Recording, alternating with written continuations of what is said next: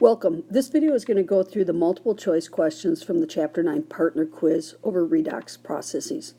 So question number 1 asked, which definition of oxidation is correct? So the one thing you should realize about oxidation is, if you remember oil rig, oxidation is loss. So C and D are not going to be choices right away. So then if you lose electrons, the question is, does it increase or decrease your oxidation number? And it increases your oxidation number because you become more positive as you lose electrons. So B would be the correct choice for number 1. Number 2, which compound contains nitrogen with an oxidation number of +3? And this one, you just have to go ahead and calculate your oxidation numbers, but these all calculate fairly easily, I think. NH4Cl, you should be able to pretty quickly realize Cl is going to be a -1. The hydrogen is going to be a +4 since it's not being preempted by a metal. So that means I've got a +4 and a -1 charge. And the difference of that is, I'm not doing this very well, so let me try again. The difference of that is a -3 charge for the nitrogen. In the second case, I have a +1 for the hydrogen. I have 3 times -2 for a total of -6 for the oxygen. So for this compound to have no charge on it, which it doesn't show any charge, that means my nitrogen is going to have to be a +5. So I have -3 and +5. N2O4, I've got 4 oxygen, which will be -2 apiece. So I've got -8. So that means my 2 nitrogen have to be a total of +8. And again, since I have 2 nitrogen, that means each nitrogen is going to be a +4. And my last one, then, this one better be +3. I've done something wrong. My potassium is +1. My 2 oxygen are each -2, so that's -4.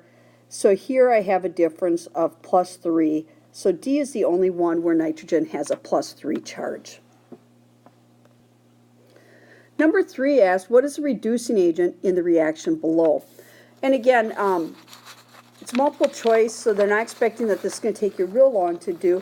And it shouldn't. If you look across here, you should be able to identify the oxidation states pretty quickly because oxygen is a -2. I've got 4 oxygen total for a -8. But overall, I want a -1 charge. So that leaves a +7 for the only manganese there. Bromine's telling you it has a -1 charge. Water, I'm going to have hydrogen with a +1, oxygen with a -2. On the other side, oxygen is going to remain -2 in every situation it's in. Hydrogen remains a +1 over there. So really it's a matter of figuring out what happened to the manganese and the bromine. So manganese now, since I have 2 oxygen at -2 each, manganese has become a +4. Whereas bromine has gone from a -1, it's going to be a +5. So bromine went from -1 to +5, whereas manganese went from +7 to +4. So the reducing agent is the one that's oxidized, and that would have to be the bromine, since that's the one that saw the increase in its oxidation number, and more specifically the bromine ion. Also on that one, you should have been able to eliminate the MnO2 and the BrO3 right away because those are products. So it would have to be something from the reactant side. It was either the MnO4 or the Br- that would have to be the reducing agent. Number 4 wants to know which of these are redox reactions. So again, you have to take a quick look at oxidation states and see if each one has something being oxidized and something being reduced. So in the first one, I've got Cl2 with a -1, whereas this Cl2 has got a 0 charge. And Fe then, I could tell from the Cl that Fe must be in a +2 state. On the other side, I could see Fe is in a +3, and my Cl is still in a -1, but this Cl has become part of that. So I have some chlorine going from 0 to -1, and I have Fe going from +2 to +3. So I have both oxidation and reduction happening, so that is a redox reaction. The second one, I have manganese or magnesium at 0, hydrogen's +1, oxygen's -2, so I know that the nitrogen is a +5 on the reactant side. On the other side, hydrogen has been reduced to 0, and my manganese is now at a +2. The nitrogen I could go ahead and take a look at and see if it changed as well, although it really doesn't matter, but when I look, I see that it is a +4, so I've got more than enough. I've got 3 things being oxidized and reduced, so that's definitely a redox. The third one, I've got +1 and -2. I've got -2 here, so my oxygen is a +6. And on the other side, because I've got +1 and -2, the sulfur is still a +6, so this one is not a redox. So that means A, 1 and 2 only are redox reactions. Number 5, the following equations indicate reactions that occur spontaneously. And the reason that's important is when it says it occurs spontaneously, that means the more reactive metal is the one in its elemental state. Because in order for a single replacement reaction to occur with metals, the more reactive metal has to be able to bump the less reactive metal out of its compound. In other words, the more reactive metal has to be able to give away its electrons and force them on the less reactive ion. So what this is telling me is that Fe is more reactive than nickel, and this one's telling me that zinc is more reactive than Fe, and the last one is telling me that nickel is more reactive than Pb. So if I put that in order, I can move the Pb up here, and I can move the zinc up here. That is my correct order. And when I look down here, they've actually got it flipped the other way. So if I just read from right to left, I'm looking for Pb, nickel, Fe, and zinc, which matches letter B here. Number 6, I didn't know if you would know this one, but I wanted to make sure I called your attention to it, so putting it on the quiz is a good way to get your attention. It says, which statement is correct about the value of EO? And what you should realize is this is electrode potential. So this is telling you, giving you an indication of how reactive a metal is. Negative equals more reactive, so more likely to oxidize. That's what metals do. And positive, the more positive it is, the less reactive and the less likely it is to oxidize, or the more likely it is to be reduced. So when we look at our choices here, it says the more positive value of EO is the greater driving force for reduction. That's true.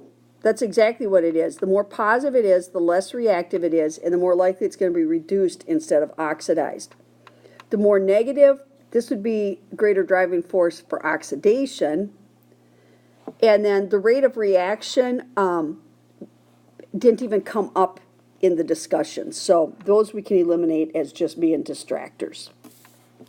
So number 7, which changes could take place at the positive electrode or the cathode in a voltaic cell? And what you have to remember is it doesn't matter if you're in a voltaic or an electrolytic cell, the cathode is where reduction takes place, and the anode is where oxidation takes place. So which of these indicate a reduction is occurring? Well, Zn 2 plus to Zn means that it has to gain 2 electrons for that to occur. So yes, that's a reduction. Cl2 to Cl minus, that also involves gaining electrons, so that's a reduction. But Mg to Mg2 plus ion, that's losing electrons, so that's not going to happen at the cathode.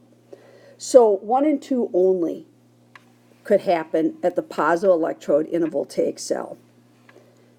Number 8 then says a voltaic cell is made by connecting 2 half cells represented by the half equations below. It says which statement is correct about this voltaic cell? And so one thing you have to think about is, first of all, which one's oxidized and which one's reduced? Well, remember, this negative number, this is the bigger negative number. This is telling me manganese is the more reactive metal. So this reaction is actually going to run this direction. The manganese is going to lose its 2 electrons. The lead ion is going to gain those 2 electrons. So B and D are not correct. It's manganese that's being oxidized because it's got the more negative electrode potential, so it's the more reactive metal. So then the question is, what's the voltage? How do I determine the voltage? Well, to determine the voltage, you take the more positive EO minus the less positive. So when I do that, I would take a negative 0.13 minus a minus 1.19, and so 106 would be my potential difference. And again, the second part of this isn't something I expected you maybe had picked up on as you work through the problems, but it's something you should be aware of. So number 9, which processes occur during the electrolysis of molten sodium chloride? So thinking about sodium chloride, you would have Na plus and Cl minus, and the Na plus is going to become Na by gaining electrons, and the Cl minus is going to become Cl2 by losing electrons. So sodium chloride ions move through the electrolyte. That's true. That's why you've got the electrolyte is the solution, the molten sodium chloride. So that's true. Electrons move through the external circuit. That's true. So the ions move in the solution, and this is true for both the voltaic cell and the electrolysis. The ions move in the solution or through the salt bridge. The electrons move through the external circuit. External circuit is a fancy name for the wire. And then oxidation takes place at the anode. That's true. Oxidation always takes place at the anode. So all 3 of these are true. So number 10, very similar. Consider how current is conducted in an electrolytic cell. Which statement is correct? Electrons move through the electrolyte. No, it's the ions moving through the electrolyte. They do move through the external circuit, but only the external circuit. So I guess I should maybe adjust this set. Electrons move through the external circuit. B is wrong because ions move through the electrolyte only. C, electrons move through the external circuit and ions move through the electrolyte. That one is correct. And D, electrons move through the electrolyte. That one's just the opposite. So only C would be considered true. And then 11, for the electrolysis of aqueous copper 2 sulfate, which of the following statements is correct? And this one, we can just go ahead and omit. I'm going to take this off the quiz because this involved knowing more than you know as far as copper sulfate being electrolyzed, because the copper is going to deposit, the sulfate is not. So the oxygen is actually going to come from the H2O. So the key here is that it's aqueous. So I've got CuSO4. So I've got Cu2 plus coming out of there, 1 for every molecule I have, and then it's the H2O that's going to produce the oxygen. So then I can see it's going to take 2 water for every 1 oxygen to be produced. So that's where they came up with C being the correct answer, that you would have 2 coppers produced for every 1 oxygen, because oxygen needs twice as much water, twice as many molecules to produce 1 molecule of oxygen. Number 12, what process occurs at the cathode in a voltaic cell and at the anode in an electrolytic cell? Well, here they're just being tricky. What occurs at the cathode and the anode of either? The anode is always oxidation, and the cathode is always reduction. So C is the only possible answer there. And it doesn't matter if you're talking about a voltaic cell or an electrolytic cell. So that one was just kind of mean. They made it sound like they were opposites or they couldn't be the same thing. It was just kind of a weird question because the same process occurs at either. It's just the way the process occurs, or the charge at that electrode is flipped for the two different cells. Number 13, an acidified solution of potassium dichromate is often used as an oxidizing agent in organic chemistry. And in fact, reaction they're talking about here with ethanol, this is what they do in breathalyzers when they pull people over and check to see if they're over the limit when they have to blow through the breathalyzer. They're looking at how much of the ethanol gets converted to ethanol. And ethanol sound a lot alike. It's the OL and the AL that we'll be talking about in organic chemistry in Chapter 10. So in order to do this, number one, I wouldn't expect you to know at this point, but eventually you'll realize that it changes from orange to green. And again, that color change is all about the chromate being a transition metal and moving some electrons around in its d orbitals. But 2 and 3, you should have been able to complete. Deduce the oxidation number of chromium in Cr2O7. Well, you have 7 oxygen at -2 each for a total of -14. The overall charge is supposed to be -2, and you have 2 chromium that need to give you the +12 charge. So that means your chromium are +6 each. So state the balance half equation for the reduction of dichromate ions to chromium 3. So if I have Cr2O7, 2 minus, 7 doesn't look so much like a 7, so. And if that's being reduced to Cr3 plus, first of all, I need 2 chromium. I'm going from a +6 to a +3, so that's 3 electrons each, or a total of 6 electrons. Now I need some water to provide the oxygen. And then I need 14 hydrogen ions on this side. So there's my half equation for the reduction of dichromate ions. So part 4 here, this one was a little bit difficult. I want to go through it, though, even though a lot of you didn't get to it. But what I intended to do was give you the formula for ethanol, the alcohol, which is CH3, CH2OH, and when it becomes an aldehyde, what happens is this hydrogen is lost, and it becomes CH3CHO. So the hydrogen, 2 hydrogens are lost, and so that's pretty easy to balance. The 2H plus is needed, but then the question is how many electrons are involved. Well, if you look on this side, you've got a total of +6 from your hydrogen on the reactant side, and 1 oxygen at -2. So that means the 2 carbon have to make up the +4 charge, or the carbon are +2 each. On the product side, I've got 4 hydrogen and 1 oxygen. So +4 and -2, that's a +2 charge that the carbon has to make up. And I've got 2 carbon, so that's +1 each. So that means each carbon in this compound has given up 1 electron. So I'd have 2 electrons on this side. So that's my half reaction. Number 4, I think you could have come up with if you'd spent some time on it. Why is it necessary to carry out the reaction under acidic conditions? Because both H plus in both half reactions is needed to balance it. So H plus is used to balance each half reaction. So that's our clue. There has to be an acid available, because that's the only way we can get those half reactions balanced. And then number 6, again, we'll get to this in the organic chemistry. There's something called reflux. If you do that, instead of producing what's called an aldehyde, you would produce an organic acid, in this case known as ethanoic acid, but not something I expected you would have known at this point.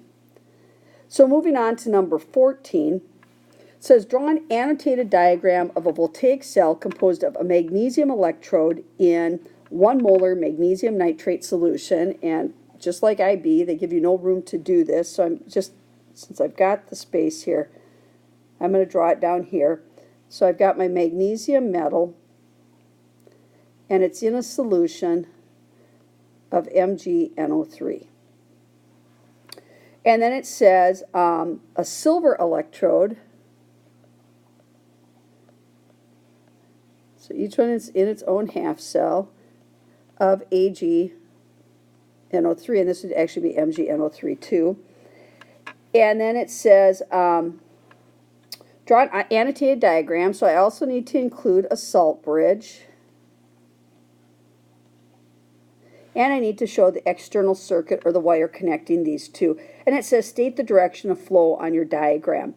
So in your packet you could have found either the electrode potential or the reactivity series, or you probably know by now magnesium's the more reactive, so the electron flow would be from magnesium to silver. So that was 4 marks for being able to do that. And then it says deduce the half equations for the oxidation and reduction reactions.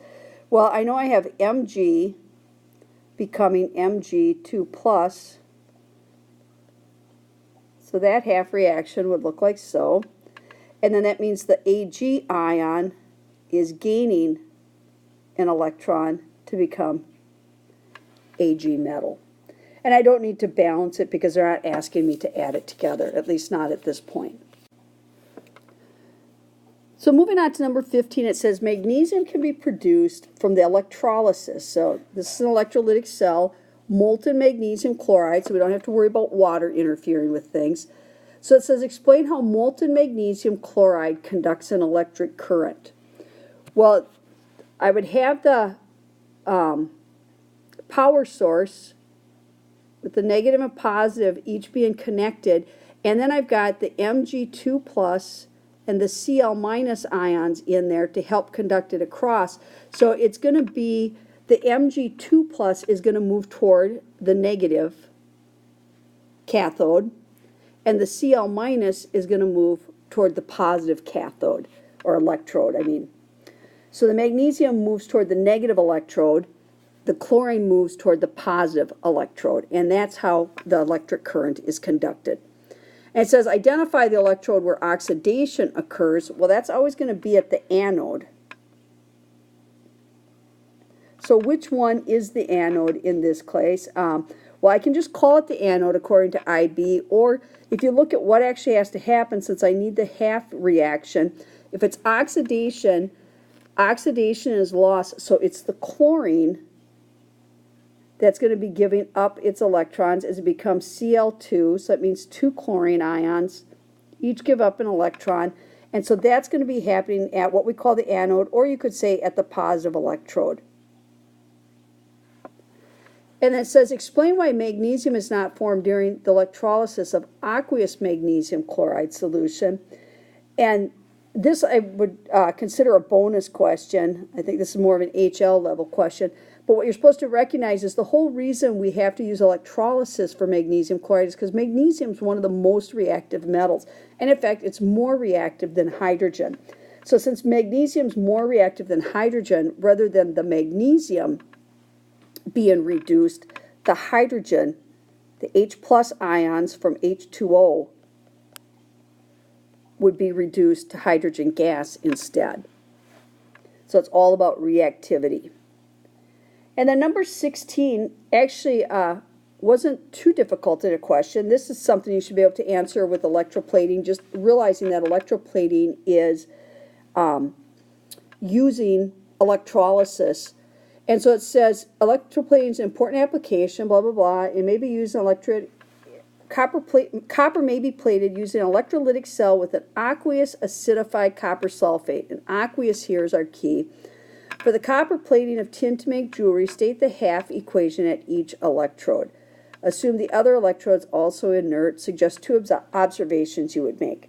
So it's going to be copper 2 plus is going to gain 2 electrons to make copper metal, because that's what we want to happen. Well, that's reduction. So that's going to happen at the cathode. Which in this case, because it's getting electrons, the cathode is going to be the negative electrode.